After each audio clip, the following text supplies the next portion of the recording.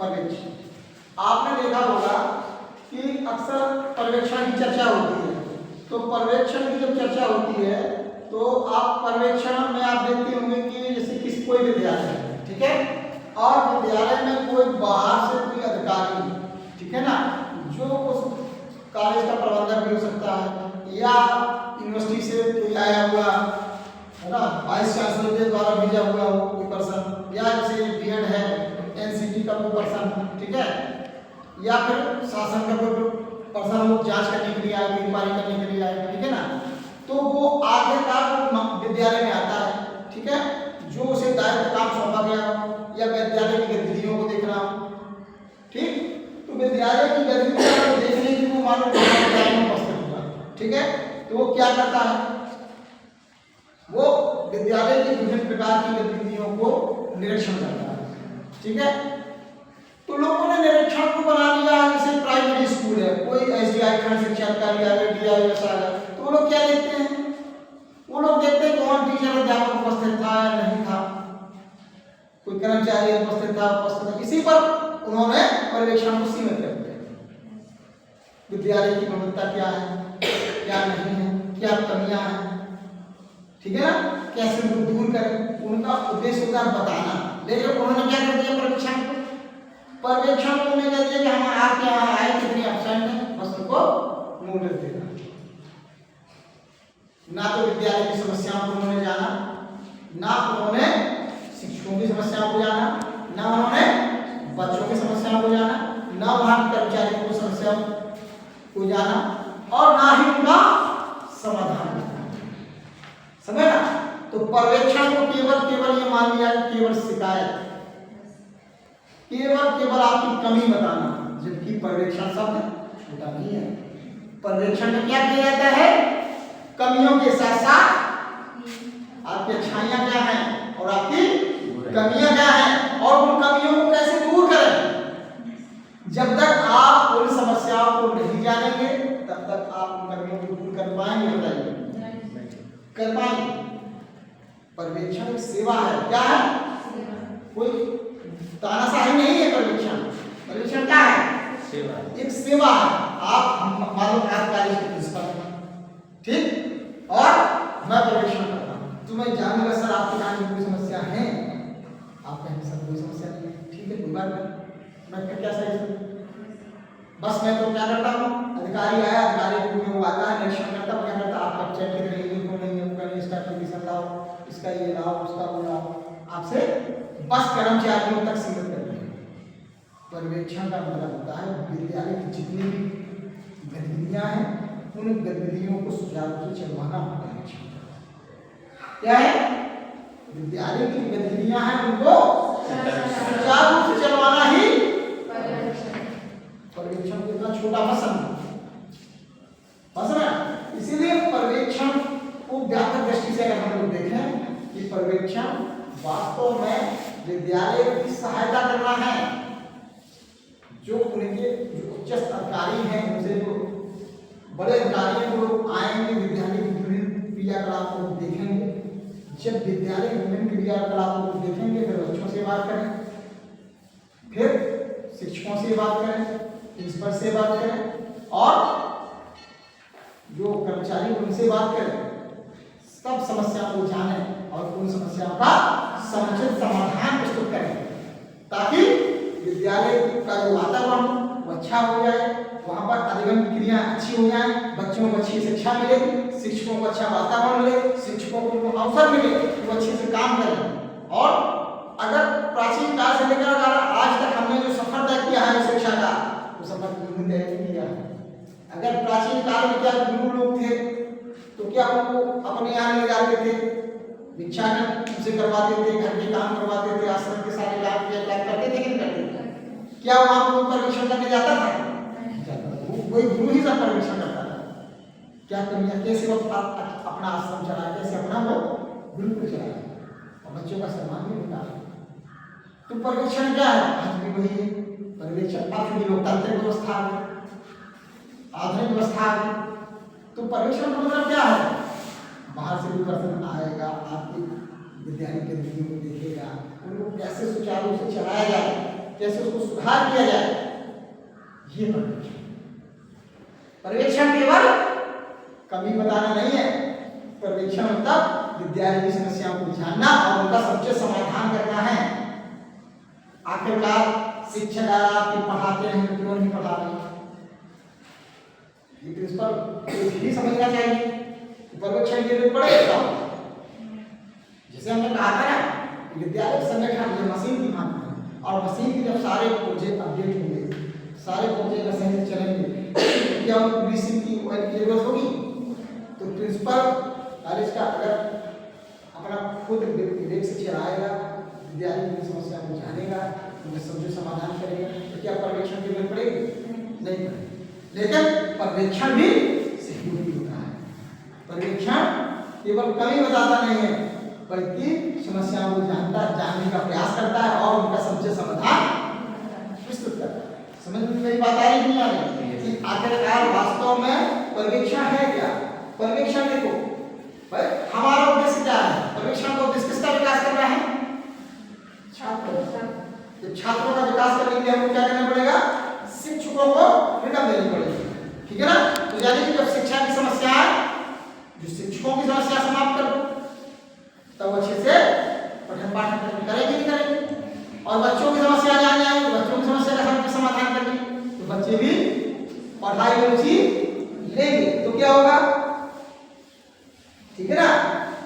तो पर्यवेक्षण कार्य क्या है, पर्यवेक्षण सेवा क्या है, जिसमें क्या होता है, इसका विकास होता है छात्रों का, इसका विकास होता है छात्रों का समुचित विकास के लिए ही पर्यवेक्षण।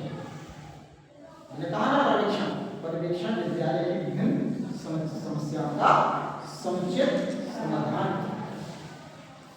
लेकिन बस वही ना, बस कोई आपने देखा होगा, कोई प्राइमरी का अध्यापक हो या कोई, वहां कोई अचानक मोटरसाइकिल रुक जाए, वहां के शिक्षक में भय व्याप्त हो जाता है। क्या व्याप्त हो जाता है, क्यों, क्योंकि पर्यवेक्षण का मतलब ना तो पर्यवेक्षणकर्ता को सही से पता है, और ना विचार सामने वाला केवल उनको पता है कि पर्यवेक्षण का मतलब है हमारे केवल कार्य हमको नोटिस मिलना, जबकि पर्यवेक्षण का मतलब होता है कि भाई पर्यवेक्षण को आप जानिए, पर्यवेक्षण करता जानेगा कि मेरा उद्देश्य ये नहीं है केवल आपकी कमी बताना, मेरा उद्देश्य विद्यालय की विभिन्न समस्याओं को जानना और उनके बारे में समुचित समाधान देना, ये पर्यवेक्षण।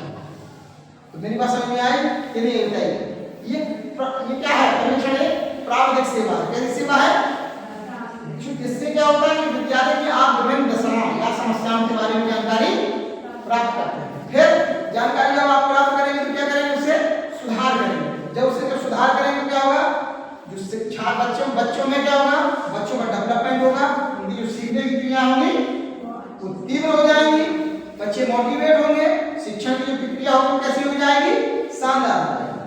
और विद्यालय क्या होगा, वो शिक्षा का केंद्र बनेगा, जहां पर बच्चे सीखेंगे, मोटिवेट होंगे। बिना देखो मोटिवेट नहीं होंगे तो क्या बच्चे सीख पाएंगे, बिना मोटिवेशन के कोई काम नहीं। मोटिवेशन क्या है, किसी कार्य को आरंभ करना, जारी रखना, उसको चरण तक पहुंचाना ही मोटिवेशन। समझ में बात आई नहीं, ठीक है ना। तो इस प्रकार आप देखेंगे कि आखिरकार क्या है पर्यवेक्षण। पर्यवेक्षण क्या है, निरीक्षण के माध्यम से हम विद्यालय की विभिन्न समस्याओं को जानते हैं और उनका समाधान निकालना, ये पर्यवेक्षण कहलाता है। अगर व्यापक दृष्टि से देखें पर्यवेक्षण क्या है, तो पर्यवेक्षण किससे संबंधित है भाई, कॉलेज में आप क्या प्राप्त करते हैं, शिक्षा के उद्देश्य क्या प्राप्त करते हैं, शिक्षा के उद्देश्य कब प्राप्त होंगे, जब विद्यालय की जो समस्या है उनका समाधान तब उद्देश्य प्राप्त होंगे। और बच्चों में मूल्य का विकास होगा। मूल्य क्या है, पढ़ने लिखने के पश्चात कोई अधिकारी बन गया, कोई डीएम बन गया, क्या है उसमें सामाजिक आर्थिक मूल्यों का डेवलपमेंट है, जैसे किसका वैल्यू का डेवलपमेंट है। उपलब्धि क्या है, शैक्षिक उपलब्धि।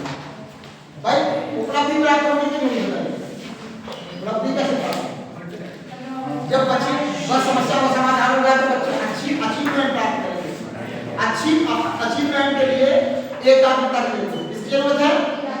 स्वामी विवेकानंद ने कहा था कि शैक्षिक उपलब्धि की मात्रा हमारी एकाग्रता पर निर्भर करती है। और एकाग्रता क्या है, कैसे आएगी? जब हम ज्ञानेंद्रियों को नियंत्रित करेंगे। क्या करेंगे? ज्ञानेंद्रियों को नियंत्रित करेंगे। ज्ञानेंद्रियों को नियंत्रित करने तो क्या हो जाएगा? हमें एकाग्रता में वृद्धि।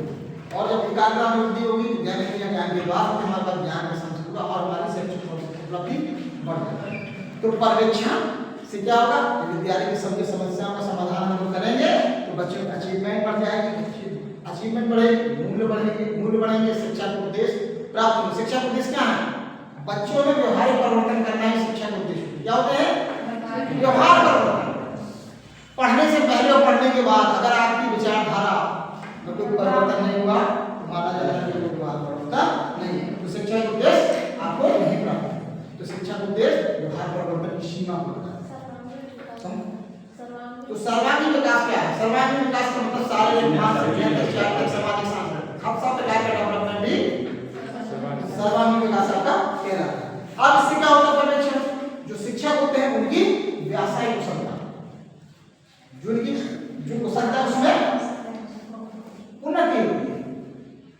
भाई देखो सुधार में जैसे बच्चों के लिए पुनर्वलन की जरूरत होती है ना, एनफोर्समेंट पॉजिटिव और नेगेटिव दोनों सुधार होता है, लेकिन पॉजिटिव तो अच्छा होता है।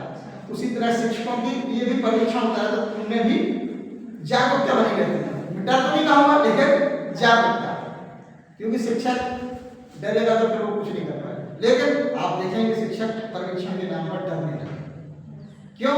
क्योंकि पर्यवेक्षण बल में हो गया, केवल कमी बताना, जबकि पर्यवेक्षण क्या है? समस्याओं को जानना, समस्या को समाधान, ये पर्यवेक्षण। ठीक है, तो ये उनकी कार्यक्षमता वृद्धि करती है शिक्षकों की और क्या करती है? इसके अलावा शिक्षण को प्रभावशाली, क्या करती है? प्रभावशाली बना डालती है। ठीक है, और ये क्या करती है? शिक्षकों, ठीक है ना, ये क्या करती है? छात्रों और समाज की आवश्यकताओं को जानती है। क्या करती है? छात्रों की और समाज की आवश्यकताओं को जानती है। देखो कोई भी एजुकेशन क्यों डेवलपमेंट क्यों बात ये इसलिए बातचीत हुई एजुकेशन की, इसलिए विद्यालय बनाए गए ताकि भाई समाज की आवश्यकता थी। भाई कोई पैदा हो फिर आपकी खोज करे, है ना, फिर पहिए का आविष्कार करे। अब क्या है? आपको देखिए सीधा मोबाइल मिला, छोटा बच्चा पैदा हुआ सीधा से मोबाइल मिला, किसका पता? समाज की आवश्यकता है कि नहीं बताओ? तभी ना मोबाइल आया, जरूरत थी। तो ये पर्यवेक्षण के माध्यम से क्या होता है? आप देखिए सर्वेक्षण के माध्यम से समाज की और बच्चों की आवश्यकताओं को जानकर उनको लोग क्या करते हैं? अध्यापक क्या करते हैं? बच्चों को मोटिवेट करते हैं और उनकी आवश्यकताओं की पूर्ति करते हैं। भाई आवश्यकता है तभी ना, शैक्षिक पर्यवेक्षण में क्या है? समस्याओं को जानना। जब तक समस्या पता नहीं चलेगी क्या समाधान करोगे? समस्या का समाधान जब तक आप समस्याओं को नहीं जानेंगे। भाई कोई मशीन है, कोई विद्यालय में मशीन है कि नहीं बताया, और मशीन तो कौन पुर्जा कैसा है, कौन खराब हो गया, कौन टूट गया, जब तक आपको पता नहीं चलेगा तब तक आपको समझ। अब यहाँ पे अगर विद्यालय अधिगम के क्या होती है, उनमें भूमिका किसकी है? शिक्षक या छात्र? पढ़ने वाले छात्र हैं, पढ़ाने वाला शिक्षक। कभी या तो शिक्षक नहीं पढ़ा रहा है या बच्चे नहीं पढ़ रहे, दो में से एक। और जब शिक्षक पढ़ाए बच्चे पढ़े कैसे बड़ी समस्या आ जाएगी? आएगी शिक्षण की समस्या? बताइए, आ सकती है? नहीं आएगी। ठीक है, तो ये क्या करते हैं? पर्यवेक्षण के माध्यम से समाज की और बच्चों की आवश्यकताओं के बारे में जानते हैं, उनकी पूरी करते हैं और उसके बाद बच्चों को मोटिवेट भी कर दिया जाता है। ठीक है, अब क्या है? शिक्षकों को उनकी योग्यता और उनके क्षमताओं के अनुसार, शिक्षकों की योग्यता और उनके क्षमताओं के अनुसार कार्य करना है। समझ रहे? हम में कैपेसिटी है, इसका मतलब क्या है? आप समझ रहे ना? इसका मतलब ये है कि कार्य की क्षमता के अनुसार कार्य का विभाजन। यदि आप कार्य का विभाजन कर रहे हैं, क्योंकि जब तक शिक्षकों को काम का बंटवारा नहीं होगा तब तक वो काम नहीं करेगा। समझ ना? और आप देखेंगे भाई जो आपने लिखा हो अनट्रेंड टीचर, आपने देखा हो मैक्सिमम ऐसे कई स्कूल होते हैं जो प्राइवेट है, कोई भी अनट्रेंड टीचर होता है। ठीक है ना? तो अब अनट्रेन टीचरों के लिए भी क्या जरूरत है? पर्यवेक्षण करने पर आपको उनकी समस्या पता चल जाएगी और उनका आप समाधान को दे सकते हैं, क्योंकि उनको ट्रेंड कर सकते हैं। अगर उन्होंने टीचिंग पढ़ ली, वैसे मान लो एक हफ्ते का माइक्रो टीचिंग करा दिया, फिर टीचिंग करा दिया, तो इतनी गतिविधि जानने के बाद टीचर थोड़ा थोड़ा सीख जाएगा, जान जाएगा हेड शिक्षक को क्या करना और क्या खाली उसमें बहुत सारे सिद्धांत ना पड़े। ठीक है, अब आप देखेंगे तो शिक्षकों द्वारा क्या होता है भाई, व्यापक उद्देश्यों की प्राप्ति इसी पर्यवेक्षण के माध्यम से। क्लियर हुआ? तो यानी कि क्या ओवरऑल क्या है शैक्षिक पर्यवेक्षण? शैक्षिक पर्यवेक्षण एक प्रकार से ये आप जान लीजिए कि विद्यालय की बहुत सारी जो समस्याएं होती हैं उन समस्याओं को आप पहचानते हैं और पहचानने के बाद उनका समाधान और निदान करते हैं और उसके माध्यम से विद्यालय सुचारू रूप से चलने लगता है, बच्चे भी खुश होते हैं, कर्मचारी भी खुश, शिक्षक भी खुश, एक ऐसा माहौल बनता है। मशीन होती है, विद्यालय से कभी मशीन की मांग होती है और उनके क्रियाकलाप बहुत अच्छे होते हैं, शानदार तरीके से होते हैं। ये कहलाता है शैक्षिक पर्यवेक्षण।